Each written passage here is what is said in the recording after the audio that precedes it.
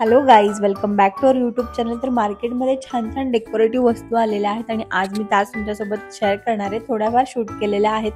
घरातल्या 2-4 वस्तू संपल्या होत्या आणि त्याच घेण्यासाठी मी महागिरीमध्ये गेले होते, कारण तिथे सगळ्या वस्तू मिळतात आणि आपल्या जे लक्षात नाही येत ते पण तिथे गेल्यावरती लक्षात येतं। पण मार्केटमध्ये इतक्या छान छान गोष्टी आल्या होत्या, म्हणजे डेकोरेशनसाठी। कारण आता आपले गणपती बाप्पा येतात आणि सगळीकडेच अशी गर्दी चालू होती, लोकांची लगबग चालू होती। काय काय जण डेकोरेशनचं सामान घेत होते आणि मार्केटमध्ये सुद्धा खूप छान छान डेकोरेटिव्ह वस्तू आल्या होत्या। जेवढा मी शूट केला तेवढा मी तुमच्यासोबत सगळ्या शेअर करणार आहे या ब्लॉगमध्ये। आणि साड्यांवरती सुद्धा छान छान मस्तपैकी डिस्काउंट चालू होते आणि ते तुम्ही बघू शकता। डेकोरेशनसाठी जे काय लागतं ते सगळं आलं होतं मार्केटमध्ये। पण सध्या तरी माझा काही असा प्लॅन नव्हता शॉपिंग करण्याचा, त्यामुळे मी बऱ्यापैकी फक्त रेट काढून घेतले आणि इतकं छान मार्केट भरलं होतं डेकोरेशनच्या सामानाने। मला जेवढं शूट करता येईल तेवढं केलंय, पण डिटेलमध्ये जर व्हिडिओ तुम्हाला हवी असेल ना तर मी नेक्स्ट व्हिडिओ वगैरे करेन, जर पाऊस नसेल तर। पण तुम्हाला A to Z गोष्टी डेकोरेशनच्या मार्केटमध्ये मिळतील आणि सगळीकडेच आल्या असतील। आणि इथे मी जे काय तुम्हाला आता बोलते ते वेगळं वाटत असेल, कारण मी माईक तर लावला होता पण माईकची चार्जिंगच नव्हती। मार्केटमध्ये गेल्यावरती फक्त एकच फेरी मारून सगळ्या गोष्टी नाही घेतल्या जात, 2 ते 3 फेऱ्या मारल्या की मग असं वाटतं की हां, आता आपण सगळं घेतलेलं आहे।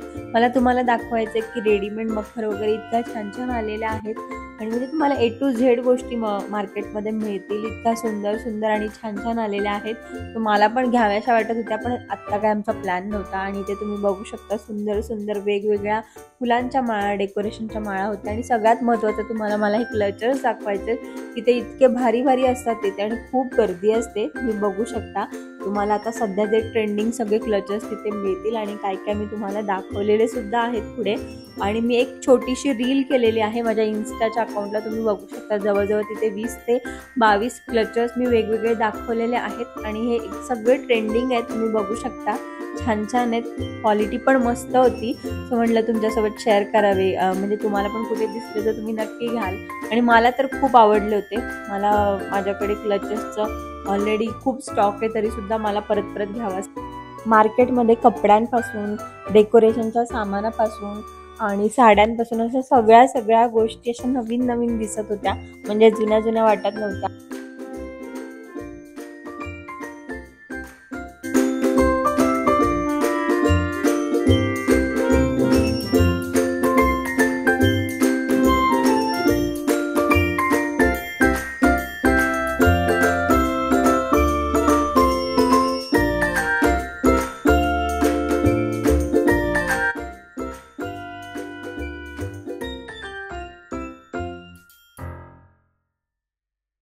मार्केट अगदी बंद व्हायला आलं होतं, म्हणजे जवळजवळ 9:30 वाजले होते आणि मी मार्केटमध्ये फिरत होती, कारण आम्ही संध्याकाळी लेट आलो त्याच्यामुळे। आणि इथे सगळ्या प्रकारच्या भाज्या मिळतात, त्याच्यामुळे आम्हाला खूप भारी वाटतं, कारण गेले 2-3 वर्ष आम्ही खूप मिस करत होतो, म्हणजे सगळ्या भाज्या मिळत नव्हत्या तिकडे।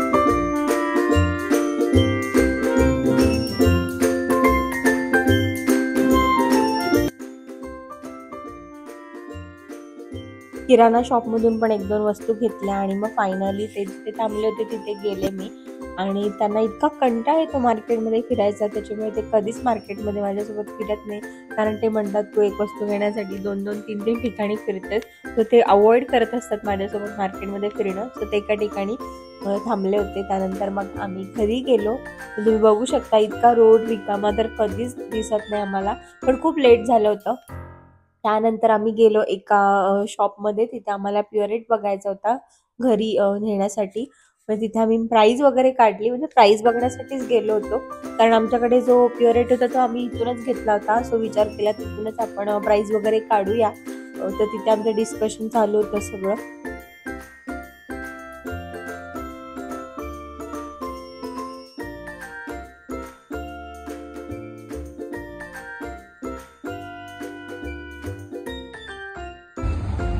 पावसाने तर मजाच चालू ठेवली आहे, म्हणजे असं कहर केलाय, म्हणजे असं पटकन येतो आणि असं येतो की जसं काय किती वेळ पडतोय, पण तो भिजवतो पूर्ण। आणि आज दुपारी चांगलंच भिजलोय आम्ही, त्याच्यामुळे थांबतो आम्ही आता जरा थोडा वेळ।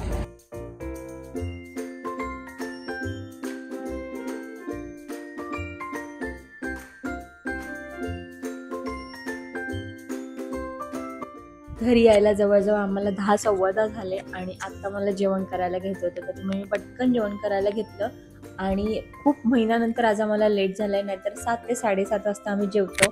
जेवण तयार करायला घेतलं आणि पटकन आवरूनसुद्धा ठेवलं, कारण जेवण झाल्यानंतर मला ते आवरायला इतका कंटाळा येतो. त्याच्यामुळे 80% गोष्टी मी आधीच आवरून ठेवते. तर इथे मस्त पनीरची भाजी, चपाती आणि सॅलड मी तयार केलं होतं आणि त्यांना आधी जेवायला दिलं आणि सगळी कामं आवरून मी सुद्धा जेवायला बसले आणि त्यांना विचारलं की कसं झालं आहे मला नक्की सांगा. पण त्यांचा नंतर कसं झालं आहे ह्याचा व्हिडिओ घ्यायलाच मी विसरले. सो आज असं काही स्पेशल नव्हतं तुम्हाला दाखवण्यासाठी ब्लॉगमध्ये, पण जे काय होतं ते मी तुम्हाला दाखवलेलं आहे. सो तुम्हाला आजचा ब्लॉग जर आवडला असेल तर आपल्या व्हिडिओला लाईक आणि शेअर करायला विसरू नका आणि नवीन असाल तर आपल्या चॅनल नक्की सबस्क्राईब करा. उद्या पुन्हा भेटूया, तोपर्यंत बाय.